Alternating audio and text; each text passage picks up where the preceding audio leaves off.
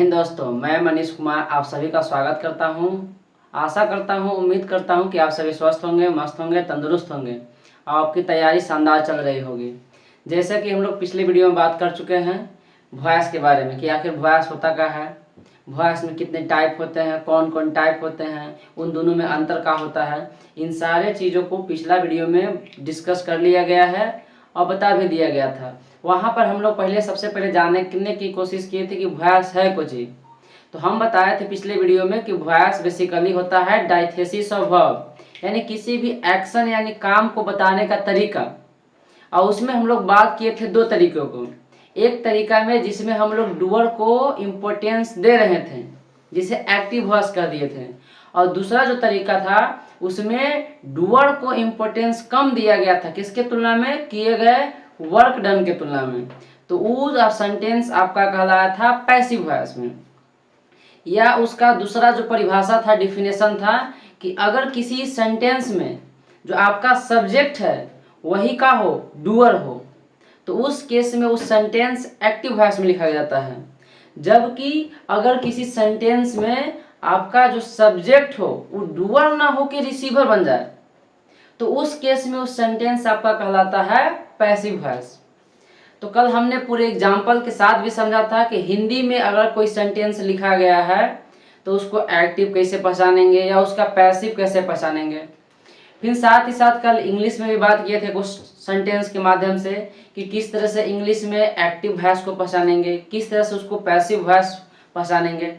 आज उसी को आगे क्रम बढ़ाते हुए आज हम लोग जानने की कोशिश करेंगे कि एक्टिव से जब हम लोग पैसिव में जाते हैं तो किन किन नियमों को ध्यान रखा जाता है, किन किन जो बात है उसको ध्यान में रखते हुए एक्टिव से पैसिव बनाया जाता है या किसी पैसिव को एक्टिव में चेंज किया जाता है। तो आइए बारीकी से डिस्कस करते हैं। तो हम जैसा कि यहाँ हेडिंग दिया गया है ट्रांसफॉर्मेशन ऑफ वॉइस, कि वॉइस का जो बदलाव यानी उसमें बदलता कैसे, उसमें बदलाव आता कैसे है, कब, जब हम किसी भी एक्टिव वॉइस को जब पैसिव वॉइस में ले जाते हैं तब। एक्टिव वॉइस से पैसिव वॉइस में जाते समय कुछ नियमों को ध्यान रखना है। यह नियम आपको सभी तरह के टेंस में लागू होंगे। जितने टाइप के टेंस का एक्टिव से पैसिव बनता है उन सभी टाइप के टेंसों में बनने वाले जो पैसिव वॉइस है ये नियम सभी में लागू होगा। तो जो सबसे पहला नियम है वो नियम यह कहता है कि जब हम एक्टिव से कहाँ जाते हैं, पैसिव में जाते हैं, तो दो बदलाव आता है। सबसे पहला बदलाव कि एक्टिव का जो सब्जेक्ट होता है वो पैसिव में जाते समय बदल जाता है। और बदलता किस रूप में है, तो पैसिव के ऑब्जेक्ट के रूप में बदलता है। यानी जो आपका एक्टिव का सब्जेक्ट है वही पैसिव का क्या बन जाएगा, ऑब्जेक्ट। दूसरा बात कि जब हम लोग जब आप एक्टिव से पैसिव में जाइएगा तो एक्टिव का जो ऑब्जेक्ट होता है वो बदल जाता है पैसिव के सब्जेक्ट में।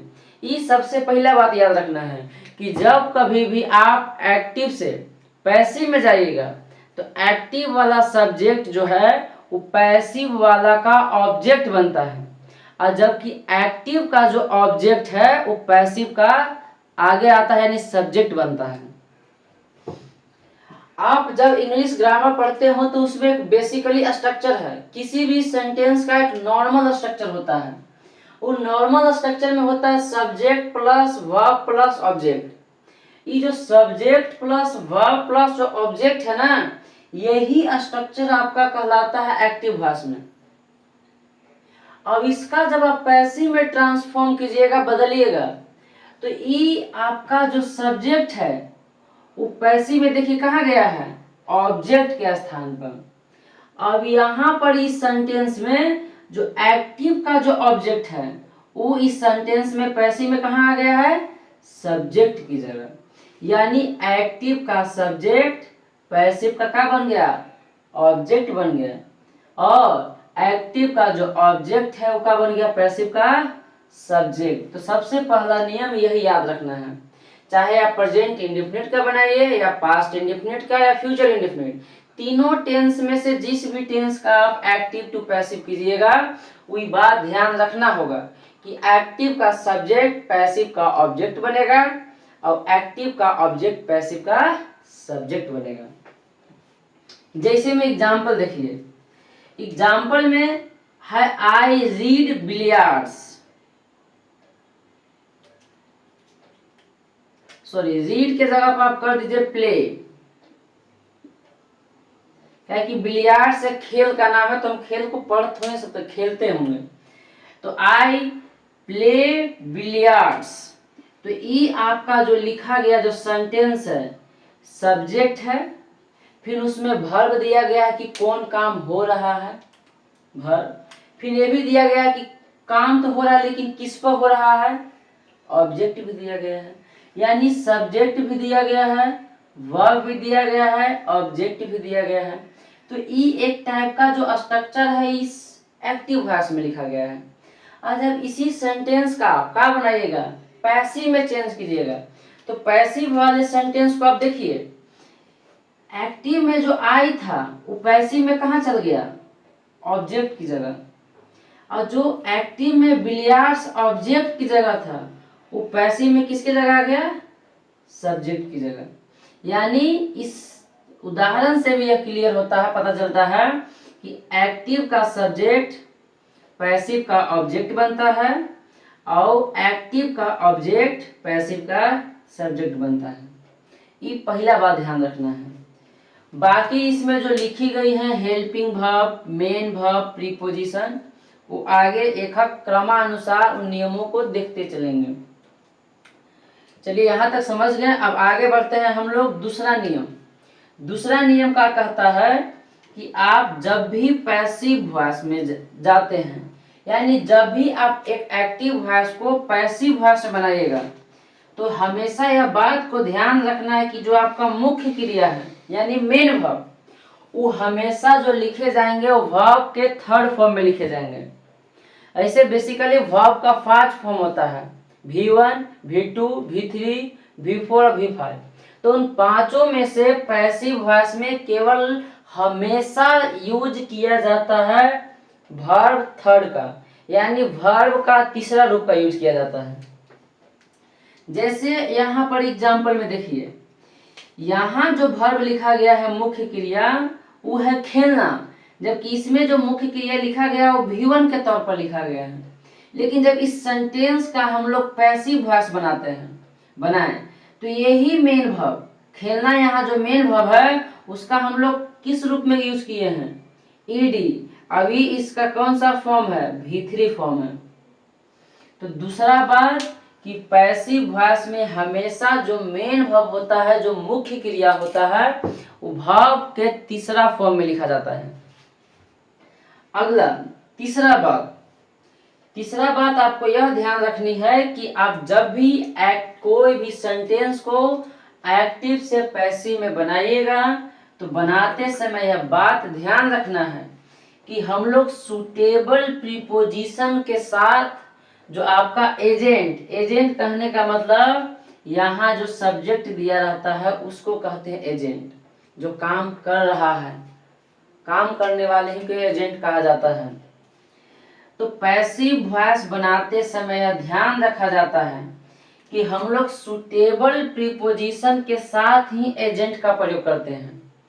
सुटेबल प्रीपोजिशन कहने का मतलब आप यहाँ पर देखिए, बिलियर्ड्स इज प्लेड बाय मी, तो यहाँ पर प्रीपोजिशन के तौर पर देखिएगा तो यूज किया गया किसका, बाय का। अभी खेलने का काम कौन कर रहा था, सब्जेक्ट आई, तो उसको लिखे हैं, तो ये प्रीपोजिशन हो गया। अभी आपका एजेंट, तो सुटेबल प्रीपोजिशन इसलिए लिखा गया है कि आप आज तक पढ़ते आ रहे होंगे कि पैसिव वॉइस में पहचानना है तो केवल बाय देखना है लास्ट में, जबकि ऐसा नहीं है। जब कभी भी आप कंपटीशन के एग्जाम दीजिएगा, जैसे नेवी, एनडीए, एयरफोर्स या एसएससी के, तो उसमें बाय वाले नहीं पूछे जाते हैं।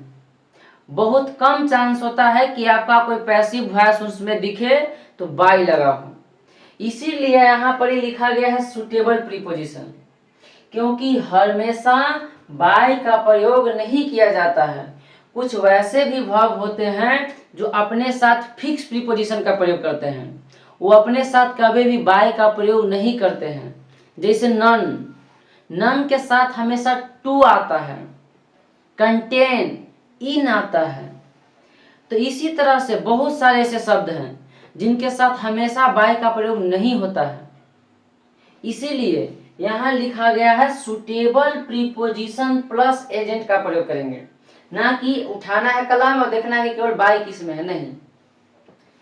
अगला बात नंबर चौथा कि जब कभी भी हम लोग एक्टिव से पैसिव बनाएंगे तो बनाते समय यह ध्यान रखना है कि कभी भी वाक्य, यानी जो ये एक्टिव में जो वाक्य दिया गया है, आपका सेंटेंस दिया गया है, उसका कभी भी मीनिंग नहीं बदलना चाहिए। मीनिंग कहने का मतलब अर्थ। एक्टिव में अगर खेलने का बात किया रहा है तो पैसिव में भी जो बात होना चाहिए, उसमें जो काम होना चाहिए, वो खेलने का ही होना चाहिए। ऐसा ना कि एक्टिव में बात हो रहा है खेलने का और पैसिव में जब बदल रहे हैं तो पता चल रहा है कि उसमें बात हो रहा है रोने का, तो वो आपका एक्टिव टू पैसिव गलत हो जाएगा। तो ये भी बात ध्यान रखनी है कि जब भी एक्टिव से पैसिव बनाए तो आपको बात यह ध्यान रखनी है कि उस सेंटेंस का अर्थ नहीं बदलना चाहिए, अर्थ सेम होना चाहिए। अगर एक्टिव में खेलने का काम है तो पैसिव में भी सेम जो आना चाहिए वो खेलने का ही आना चाहिए। अगला बात नंबर 5वां जो आपका रूल्स है, नियम है, change of pronoun. Change of pronoun जानना बहुत जरूरी है, क्योंकि जब भी आप एक्टिव से पैसिव में जाते हैं तो एक्टिव का जो सब्जेक्ट है वो ऑब्जेक्ट में बदलता है। तो अगर मान लीजिए कि एक्टिव के सब्जेक्ट की जगह होगा आई, तो जब पैसिव में जाएगा तो उसको क्या चाहिए, ऑब्जेक्ट। तो आपको पता होना चाहिए कि आई का ऑब्जेक्टिव किसका होता है, या अगर आपको पैसिव से एक्टिव में आना है तो पैसिव में तो वहां लिखा रहेगा ऑब्जेक्टिव केस में, तो उस ऑब्जेक्टिव केस का सब्जेक्टिव केस का होता है, इस बात को भी आपको पता होना चाहिए। तो 5वां नियम यही है, चेंज ऑफ प्रोनाउन। और किस केस में, सब्जेक्टिव एंड ऑब्जेक्टिव केस। तो देखिए आई आपका होता है सब्जेक्टिव केस, और जब आई को आप बदलिएगा ऑब्जेक्ट के स्थान पर ले जाइएगा तो वो बदलेगा मी में। यू अगर सब्जेक्टिव केस पे है तो ऑब्जेक्टिव स्थान पर जाते समय यू का जस का तस होता है, यानी उसका सब्जेक्टिव केस भी सेम होता है और ऑब्जेक्टिव केस भी सेम होता है। तीसरा है वी। अगर आपको वी दिया है सब्जेक्ट के स्थान पर और वी को ऑब्जेक्ट बनाना है तो वहां पर ही लिखाएगा अस। लेकिन उल्टा भी इसका याद रखना है आपको कि अगर ऑब्जेक्ट दिया है और कन्वर्ट करना है सब्जेक्ट के स्थान पर, तो अगर ऑब्जेक्ट के स्थान पर आपका अस दिया है तो सब्जेक्ट, अगर ऑब्जेक्ट के स्थान पर, अब देखिए उल्टा भी आपको याद रखना है कि अगर ऑब्जेक्ट पहले से दिया है अस और उस ऑब्जेक्ट को आपको सब्जेक्ट के प्लेस पे ले जाना है, तो आपको पता होना चाहिए कि अस जो है वो ऑब्जेक्टिव केस है, इसको जब हम सब्जेक्ट के स्थान पर लाएंगे तो कन्वर्ट होगा वी में। ठीक उसी प्रकार से दे आपका सब्जेक्टिव केस का रूप है और उसका ऑब्जेक्टिव केस होता है देम, दियर नहीं देम। ही बहुत कंफ्यूजन वाला है। कभी कभी आदमी को ही को लगता है कि हिज होगा ऑब्जेक्टिव केस, कभी कभी लगता है कि ही का हिम होगा। तो इस पर ज्यादा गौर रखना है कि आदमी का कंफ्यूजन यही है। अगर ही आपका सब्जेक्टिव केस में होता है और ही का ऑब्जेक्टिव केस हिम होता है, हिज नहीं, हिज उसका पसेसिव केस है। सी का सब्जेक्टिव केस होता है सी, और अगर इसका ऑब्जेक्टिव केस के बात किया जाए तो वो होता है आपका हर।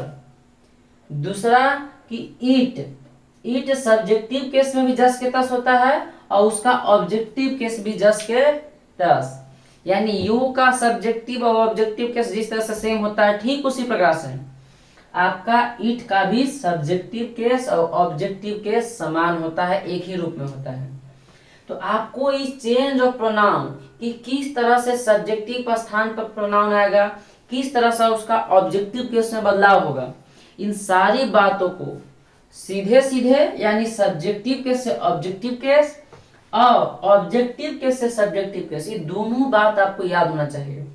तब आप जाके एक्टिव टू पैसिव बनाते समय आपको किसी तरह की दिक्कत नहीं आएगी। तो चलिए हम लोग देख लिए कि किस तरह से एक्टिव टू पैसिव बनाते समय किन किन नियमों को ध्यान रखना है, किन किन बातों को ध्यान रखना है। उम्मीद करते हैं कि आप सभी को यह जो सारा का सारा जो नियम है वो काफ़ी बेहतर से समझ में आया होगा, शानदार रहा होगा। अगर किसी भी तरह की कोई भी दिक्कत है तो आप हमें कमेंट बॉक्स में ज़रूर बताएं। तब तक के लिए धन्यवाद। जय हिंद, जय भारत।